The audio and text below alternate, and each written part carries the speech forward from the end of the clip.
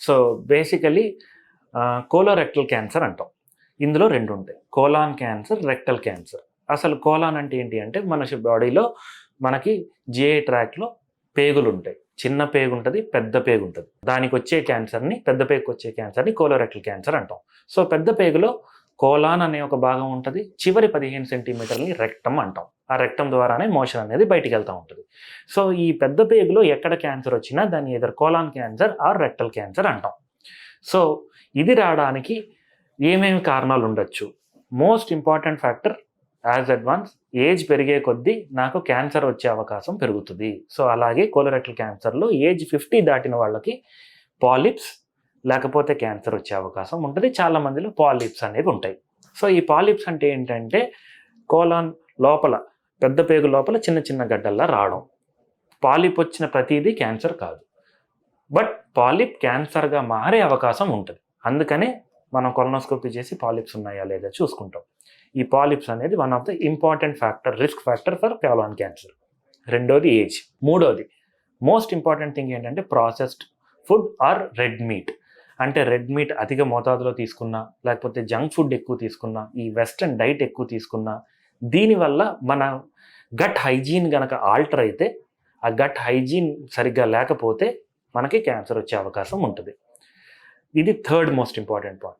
Fourth important point ఏంటి అంటే కొంతమందికి ఇన్ఫ్లమేటరీ బవల్ డిసీజ్ అంటాం. అంటే క్రాన్స్ డిసీజ్ అని, అల్సరేటివ్ కొలైటిస్ అని, ఇట్లాంటివి లాంగ్ స్టాండింగ్ పుట్టుకతో వచ్చే కొన్ని డిసీజెస్ ఉంటాయి. అట్లా ఉండే వాళ్ళలో కూడా క్యాన్సర్గా అవి మారే అవకాశం అనేది ఉంటుంది. సో ఈ కోలాన్ క్యాన్సర్, రెక్టల్ క్యాన్సర్ ప్రిడామినెంట్గా ఎందుకు వస్తుంది అన్న దానికన్నా ఎప్పుడు ఇది ఐడెంటిఫై అవుతుంది అనేది చాలా ఇంపార్టెంట్ థింగ్. ఎందుకంటే కోలాన్లో వచ్చే ప్రాబ్లమ్స్ అంటే కోలోరెక్టల్ ప్రాబ్లమ్స్లో మనం కామన్గా చూసేది ఫిషరో, హెమరాయిడ్సో, పైల్సో, ఫిస్టులానో ఏవో. ఇట్లాంటి వాటి అన్నిటికీ ఈ క్యాన్సర్కి ప్రజెంటేషన్ ఈజ్ ఆల్మోస్ట్ సేమ్. వాళ్ళకి ఏవైతే ప్రాబ్లం మనం ఐడెంటిఫై చేస్తామో వీళ్ళ కంప్లైంట్ కూడా అదే ఉంటుంది.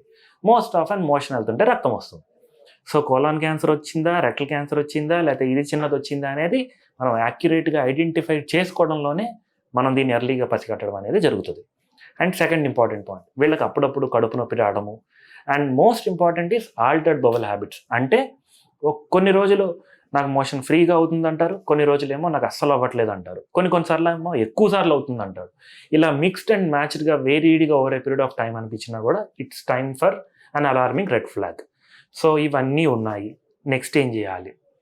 సో నెక్స్ట్ ఏం చేయాలి అన్నప్పుడు ఎవరన్నా ఒక డాక్టర్కి చూపించుకుంటే ఆయన బేసికలీ పెద్ద వయసులో వచ్చిన వాళ్ళకి ఒక కొలనోస్కోపీ, స్క్రీనింగ్ కొలనోస్కోపీ అనేది అడ్వైస్ చేస్తారు.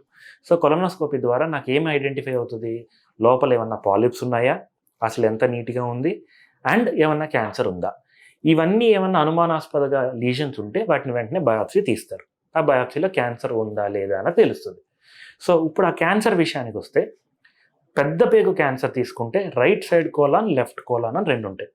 So right colon patients, left colon patients ఒకేలాగా ప్రెజెంట్ అవ్వరు. రైట్ కోలాన్లో ఉండేవాళ్ళు జనరల్గా ఎనీమియాతో ప్రెజెంట్ అవుతారు.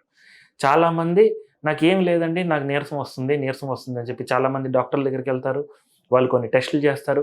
అందులో నీకు ఎనీమియా ఉందిరా బాబు అని ఐడెంటిఫై చేస్తారు. ఐడెంటిఫై చేయగానే ఎక్కడో కొలనోస్కోపీ చేస్తే రైట్ సైడ్ కోలాన్లో ఎంత పెద్ద క్యాన్సర్ ఉంటుంది. So anaemia is the most common presentation for right side, one of the most Commons. And అలాగే వెయిట్ లాస్ ఉండొచ్చు, అబ్డామినల్ పెయిన్ ఉండొచ్చు. సో ఓకే, రైట్ సైడ్లో వచ్చినప్పుడు మేమేం చేస్తాము? ఒక సిటీ స్కాన్ చేసుకుని అది అక్కడే ఉందా, ఇంకెక్కడికైనా స్ప్రెడ్ అయిందా, బయాప్సీలో ఏమొచ్చింది అన్నది చూసుకుని అది లోకలైజ్డ్గా ఉంది ఎక్కడికి స్టేజింగ్ అనేది చేసుకుని దానికి ఆపరేషన్ అనేది చేస్తాం. సో రైట్ సైడ్ క్యాన్సర్లకి రైట్ హెమికోలెక్టమీ అనే ప్రొసీజర్ చేస్తాం. ఇప్పుడు మేము మోస్ట్ ఆఫ్ ద పేషెంట్స్కి మినిమల్ యాక్సెస్ సర్జరీస్ అంటే ఏంటి, లాప్రోస్కోపీ పద్ధతిలో కానీ లేకపోతే రోబోటిక్ పద్ధతిలో కానీ ఆ క్యాన్సర్ అనే దాన్ని రిమూవ్ చేసేస్తాం. రిమూవ్ చేసి చిన్న పేగుని పెద్ద పేగుని కలిపి కొడతాం. అండ్ దీంట్లోనే లింఫ్ నోడ్ డిసెక్షన్ కూడా చేస్తాం. D3 లింఫ్ నోడ్ డిసెక్షన్ అంటాం. అదే లెఫ్ట్ సైడ్ కోలాన్ క్యాన్సర్స్ వస్తే ఇవి జనరల్గా నొప్పితో ప్రెజెంట్ అవుతాయి, అబ్స్ట్రక్షన్తో ప్రెజెంట్ అవుతాయి.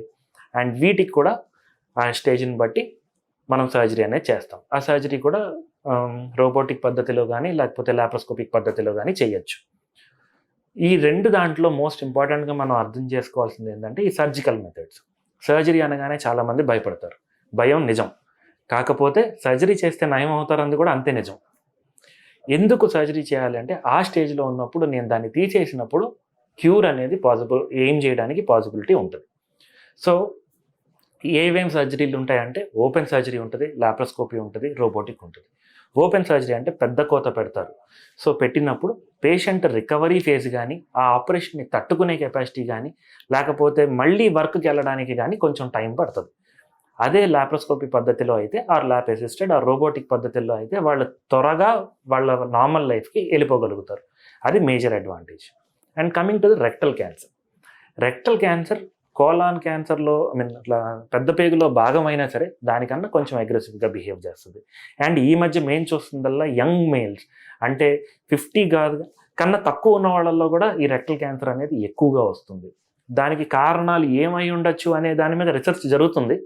బట్ ఈ కారణం వల్ల ఇది అవుతుంది అనేది అయితే ఎక్కడ మనకి ఆ నిర్ధారణ అనేది కాలేదు. సో రెక్టల్ క్యాన్సర్స్ వచ్చినప్పుడు కోలాన్ క్యాన్సర్ లాగా ఒక సర్జరీతోనో ఒక కీమోతోనో పోదు.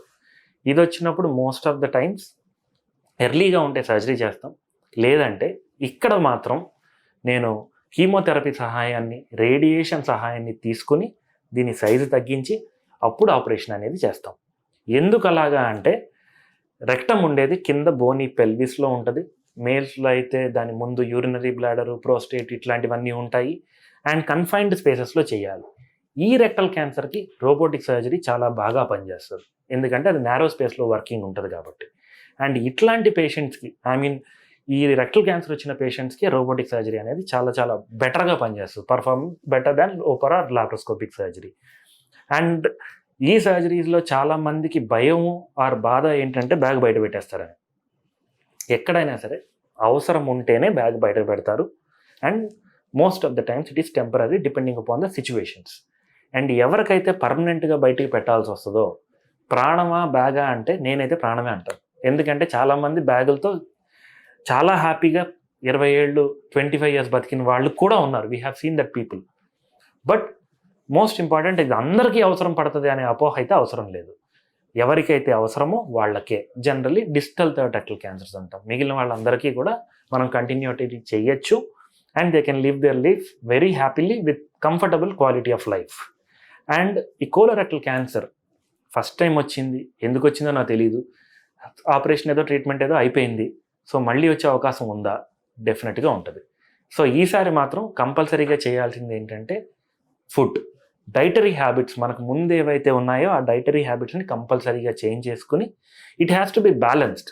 రూల్స్ పెట్టుకుని తినలేవు, కానీ it has to be balanced diet with good hydration, good amount of fruits and good amount of fibre.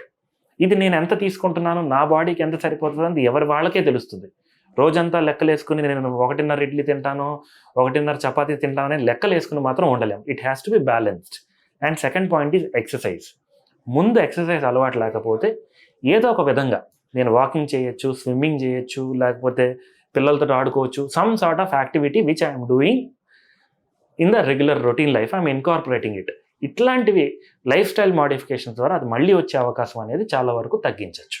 మీరు తీసుకునే అదే మందులు, అదే నాణ్యమైన మందులు, కానీ సగం ధరకే. అవును, మెడ్ ప్లస్ బ్రాండ్స్ పై 50 to 80% తగ్గింపు.